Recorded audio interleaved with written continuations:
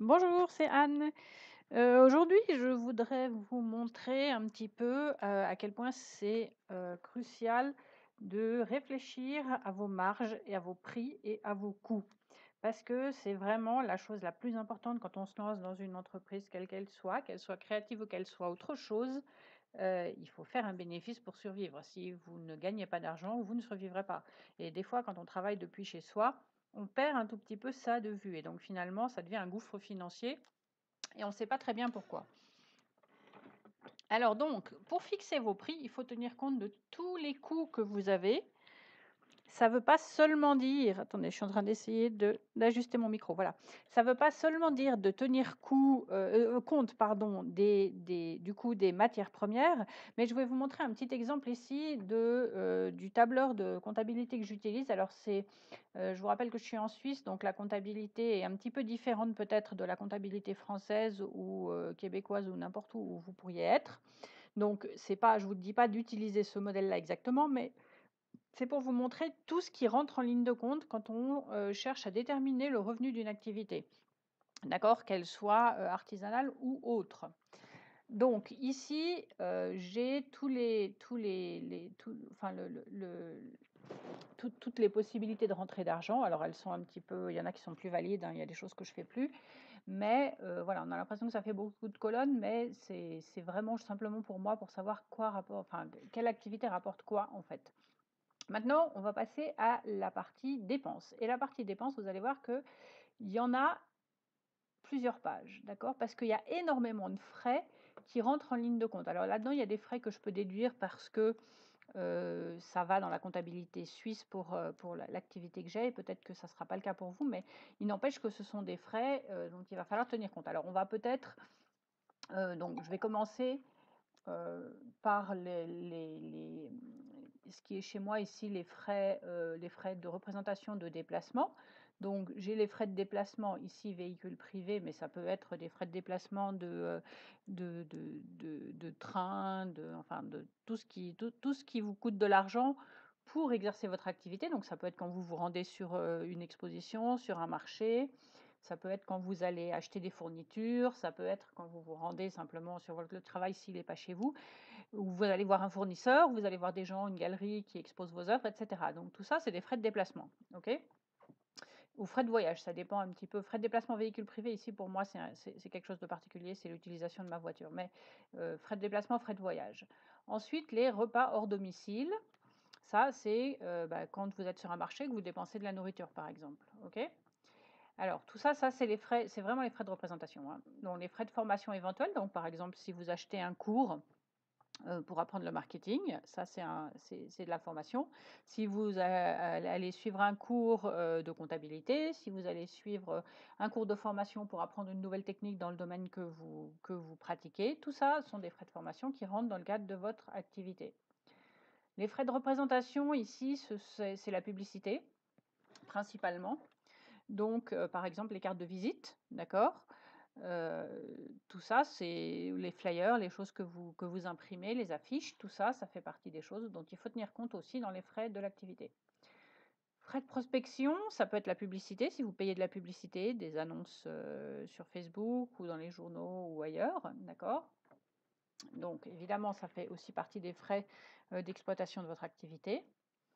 Ensuite, les frais de paiement en français, donc c'est les diverses commissions et les divers pourcentages que prennent en fait tous les organismes de paiement sur vos transactions.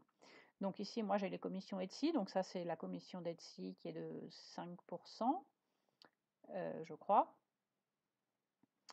Ensuite, il y a les frais de paiement Etsy, donc ça c'est quand on utilise le système de paiement Etsy, donc c'est encore enfin c'est un pourcentage qui varie en fonction de votre localisation, de la monnaie du compte, donc ça peut varier. Mais les achats en consignation, ça c'est pour mon atelier, c'est quand je vends des choses pour d'autres artisans, d'accord? Les frais PayPal, donc c'est les frais de paiement quand mes clients me payent par PayPal. Les frais SumUp, SumUp c'est un petit lecteur de cartes que j'ai pour mon atelier. Donc là aussi, il y a des frais de paiement, c'est les frais en fait d'encaissement des paiements par carte. Les frais bancaires de paiement, ça c'est des fois, la banque, calcule des frais de paiement pour certains types de virements ou de paiements qui arrivent directement sur mon compte, d'accord? Ensuite, les frais bancaires administratifs, ça c'est la gestion des comptes. Donc j'ai évidemment des comptes en banque séparés pour, mon activité professionnelle et bah, ça a un coût, avoir des comptes, il faut payer la gestion des comptes et ou les cartes, de crédit, ou les cartes de paiement qui correspondent. Donc tout ça sont des frais dont on doit évidemment tenir compte. Ensuite, alors ça je ne sais pas ce que ça fait là, ça devrait pas. Mmh, je vais le déplacer, il y a des erreurs encore là-dedans des fois, hein. Alors, on va venir ici sur les frais d'exploitation. Donc, les frais d'exploitation, c'est un peu les choses quand on travaille à la maison qu'on a un peu tendance à oublier.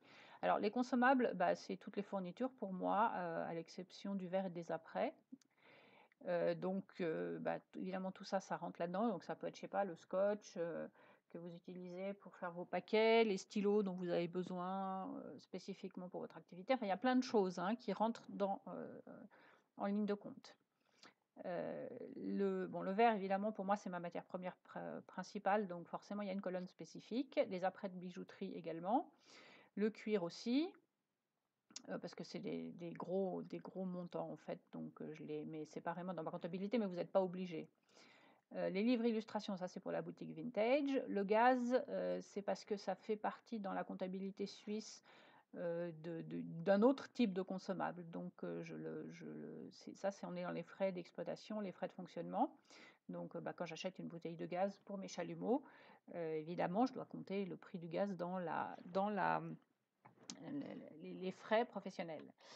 Les achats de mobilier, ça c'est principalement pour mon atelier qui a une partie boutique, mais ça peut évidemment s'appliquer aussi si vous travaillez à la maison, hein, parce que si vous avez acheté du mobilier spécifique pour votre activité, il n'y a pas de raison que vous ne le rentiez pas dans vos frais professionnels. Le matériel, c'est le matériel d'exploitation, c'est-à-dire bah, pour le verre, par exemple, mes chalumeaux, les fours, les scies, les ponceuses, enfin tout le matériel, tous les outils que j'utilise pour travailler. Et évidemment, tout ça, mobilier, matériel, et aussi, bon, ici on est dans les consommables, mais le matériel informatique aussi qui est dédié à votre activité, évidemment, il faut l'amortir à un moment donné dans votre comptabilité. D'accord? Alors, vous pouvez le faire sur une année ou vous pouvez le faire en suivant des programmes, enfin des guides d'amortissement. Ça dépend encore une fois de la façon dont vous faites votre comptabilité. Mais vous ne pouvez pas ne pas en tenir compte dans les frais qui vont vous permettre de fixer vos prix. Donc les consommables informatiques, c'est évidemment l'encre. Alors l'encre et les pièces détachées des imprimantes, principalement, mais ça peut être aussi les disques durs externes, enfin tout ce dont vous avez besoin. Par exemple, là j'ai besoin de souris ergonomiques parce que j'ai une blessure à l'épaule pour travailler. Je ne pourrais pas gérer mes boutiques internet sans ça, donc ça fait partie des... alors moi j'appelle ça des consommables parce que les souris, je les fais tomber tout le temps. Et du coup, je les renouvelle tout le temps. Mais enfin, sinon, ça rentre dans le matériel informatique, en fait. Alors ensuite, on est dans les frais vraiment de locaux, c'est-à-dire l'électricité. Alors là, c'est évidemment marqué atelier, parce que moi j'ai un atelier séparé pour mon activité de verre, mais il y a une partie de mes activités que je fais à la maison, et donc il y a une autre colonne qui est, où est-ce qu'elle est? Voilà, ici, frais de bureau maison, qui concerne tous les frais qui sont liés à l'utilisation d'une pièce pour mon activité professionnelle à la maison. Donc ça, c'est quelque chose dans la comptabilité suisse que j'ai le droit de déduire. Dans la comptabilité française, je ne sais pas, il faut vérifier, mais en tout cas, ça fait partie des frais dont il faut tenir compte. Alors, cette vidéo, ce n'est pas un cours de comptabilité du tout, c'est juste pour vous donner une idée des nombreuses choses dont il faut tenir compte quand on va fixer ses prix, parce que toutes ces choses-là ont un coût, et donc il faut absolument en tenir compte quand vous allez fixer vos prix. Donc ensuite, dans les choses, on était dans les consommables informatiques, l'électricité, donc les frais d'entretien de l'atelier, donc c'est les charges en fait du local, d'accord, les charges qui sont liées à la copropriété. Téléphone, internet, atelier évidemment. Les affranchissements, c'est toutes les envois de commandes que je fais bah, pour envoyer simplement tout ce qui correspond à mes commandes sur les boutiques internet. Les frais de bureau de la maison, donc j'en ai déjà parlé. Ça, c'est le remboursement de l'emprunt de mon atelier. Alors, il y a le capital, les intérêts, les assurances. Ça, c'est les assurances professionnelles. Donc, les assurances professionnelles, en fonction de ce que vous faites, ça peut être nécessaire, voire absolument nécessaire. Si vous travaillez depuis chez vous, il faut vous renseigner pour vérifier que vous n'en avez pas besoin, que vous avez toutes les assurances qu'il faut en cas de problème. Parce que si vous travaillez chez vous, il faut quand même vérifier que vous ne mettez pas d'une manière ou d'une autre votre famille en danger parce que vous n'avez pas les bonnes assurances, d'accord? Si jamais il y a un incident quelconque. Donc peut-être qu'il n'y en a pas besoin pour ce que vous faites, mais ça vaut la peine de vérifier avec votre assureur. Ensuite, ici, il y a les frais professionnels liés à l'assurance et la maladie, ça c'est spécifique à la Suisse. Et l'AVS, c'est l'équivalent des cotisations sociales en fait. Donc là, de nouveau, ça c'est des choses spécifiques à la Suisse. Mais tout ça pour dire qu'il y a énormément de choses qui rentrent en ligne de compte dans calculer ce que vous coûte votre activité professionnelle, d'accord?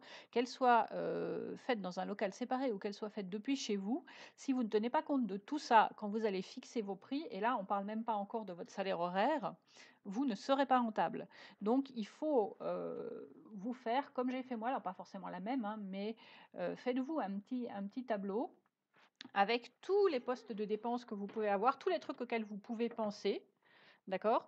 Et essayez de calculer sur une année combien ça vous coûte et de diviser ça par le nombre d'heures que vous avez passé à fabriquer vos produits.